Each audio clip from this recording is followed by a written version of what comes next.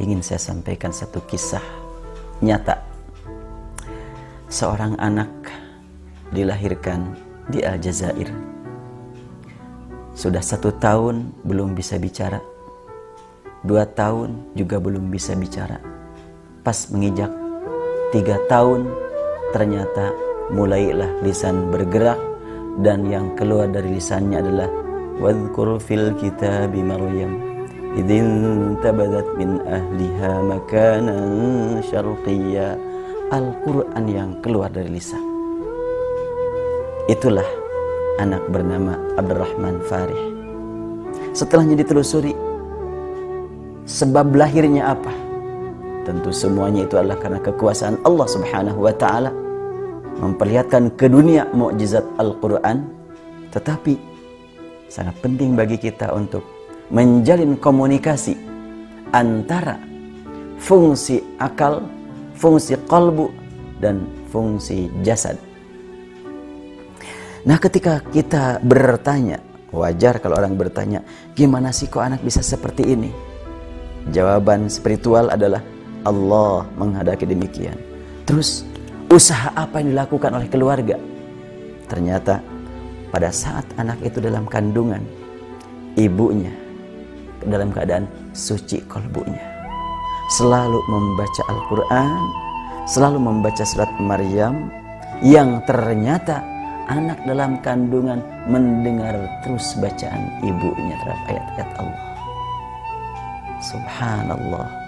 Ini memberikan gambaran bahwa memang kesucian qalbu seorang ibu sangat berpengaruh bagi anak yang ada dalam kandungannya.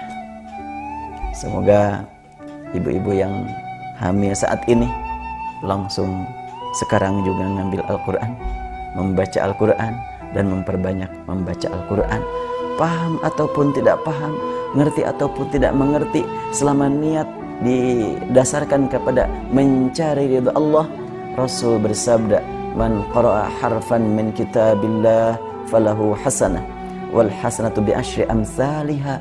La aqulu alif lam mim harf walakin alif harf wa lam harf wa mim harf. Orang yang membaca 1 huruf dari Al-Quran, Allah sediakan nilai kebaikan yang dilipat gandakan menjadi 10 kebaikan. Aku tidak menganggap alif lam mim 1 huruf, tapi alif 1 lam 1 mim 1. Rasulullah SAW memberikan contoh 3 huruf dengan alif lam mim yang sejak diturunkan kepada Rasulullah sampai sekarang tidak pernah ada penjelasan apa artinya, terjemahannya alif, lam, dan mim. Ini memberikan makna bahwa membaca Al-Quran disertai dengan memahami ataupun tidak, selama niat semata-mata mencari ridha Allah, ada manfaat pembersihan diri, pensucian kalbu. Diharapkan mudah-mudahan bulan suci ini kita diberi nikmat membaca Al-Quran lebih daripada bulan-bulan sebelumnya. Bahkan bukan cuma sekedar kenikmatan membaca, tapi diharapkan dapat berinteraksi dengan kata per kata dalam Al-Quran.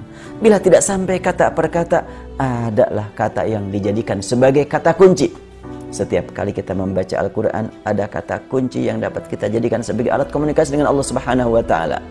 Umpamanya, ada orang yang membaca wasari'u ila maghfiratin min rabbikum. Terdengar kalimat maghfirah, oh ampunan, langsung hati gemetar, ya Allah, aku yang sangat memerlukan ampunan-Mu, aku yang sangat banyak berbuat dosa di hadapan Engkau, aku yang sering menyalahgunakan nikmat-Mu, aku yang sering berani-berani berbuat dosa di hadapan Engkau. Dan selanjutnya 1 kata diambil untuk dijadikan sebagai alat komunikasi kita dengan Allah. Tadi anak tadi setelahnya usia 3 tahun mampu membaca Al-Quran dengan fasih. Kapan dia belajar? Sejak dalam kandungan. Itulah tanda bukti kesucian kalbu seorang ibu yang membuat dirinya rajin membaca Al-Quran, sangat berpengaruh bagi anaknya yang masih berada dalam kandungan. Bagaimana buat anak yang sudah lahir?